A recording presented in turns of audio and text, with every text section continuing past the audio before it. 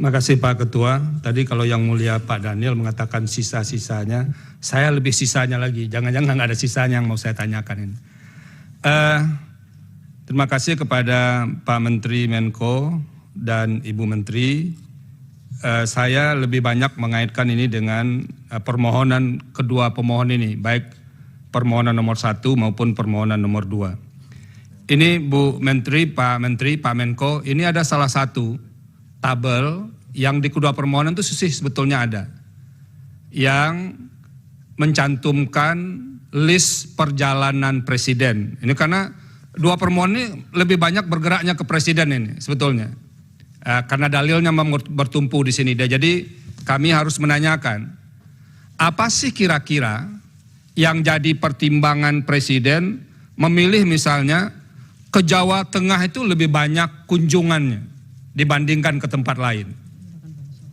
Ini yang berkaitan dengan kunjungan yang ada pendistribusian bansosnya. Nah itu yang didalilkan oleh pemohon. Nah kalau ini kami bisa dibantu menjelaskannya, itu akan lebih mudah kami apakah yang didalilkan pemohon itu bisa dibenarkan atau tidak. Nah tolong kita dibantu ini oleh 4 menteri ini berkaitan dengan ini. Itu yang pertama. Masih berkaitan dengan peta ini, kira-kira ini alokasi dana yang dibawa untuk kunjungan-kunjungan presiden itu yang dari mana saja? Pak Menko dan Ibu Menteri, ini satu yang terkait langsung dengan permohonan yang diajukan oleh kedua pemohon. Yang kedua, ini kan sering dilakukan pertemuan ya, Pak Menko tadi bilang, Pak Menko PMK maupun Menko Perekonomian, sering dilakukan pertemuan. Dalam suasana pertemuan yang sudah berhimpitan dengan jadwal pemilu itu, ada enggak warning dari yang melakukan pertemuan ini, terutama warning yang berkaitan dengan sensitivitas suasana pemilu. Jadi misalnya ada yang mengingatkan, kita harus hati-hati juga, jangan kita menjalankan agenda yang sudah disusun dalam APBN, lalu diterjemahkan sebagai kegiatan politik. Ada enggak? Dalam rapat-rapat seperti itu diingatkan supaya pemaknaan atau penafsiran berbagai pihak bahwa ini ada kaitannya dengan politik itu pernah diingatkan enggak? Itu yang kedua. Yang ketiga itu masih berkaitan dengan automatic adjustment tadi Bu Menteri Keuangan. Ya, automatic adjustment atau terkait dengan pemokusan ulang mata anggaran itu. Seberapa sering sih sebetulnya dalam 5-6 tahun terakhir itu dilakukan di awal tahun? Nah itu, dilakukan di awal tahun. Biasanya kan kalau mau ada pengetatan di berbagai kementerian lembaga itu kan setelah tahun berjalan begitu. Nah ini dilakukan di awal tahun. Pernah nggak ada pengalaman-pengalaman sebelumnya yang di awal tahun itu sudah dilakukan. Dan itu yang dikemukakan oleh kedua pemohon, yang dana 50 triliun lebih itu yang katanya jangan-jangan dana itu yang dimanfaatkan untuk menghadapi pemilu ini. Nah itu kedua pemohon clear menyampaikan seperti ini. Tolong kami dibantu untuk menjelaskan soal-soal yang begini.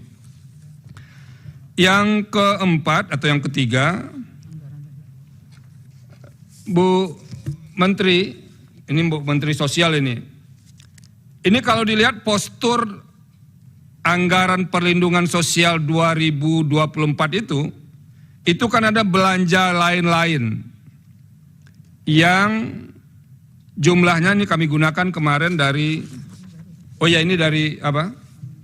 Pak Menko ini ada 42,3 triliun. Jadi lalu diterangkan di bawah yang lain-lain itu ada, misalnya termasuk BLT mitigasi risiko pangan sebesar 11,3 triliun. Ini bagaimana menjelaskan korelasi angka 11,3 triliun itu dengan mitigasi BLT El Nino itu yang jumlahnya 7,5 triliun.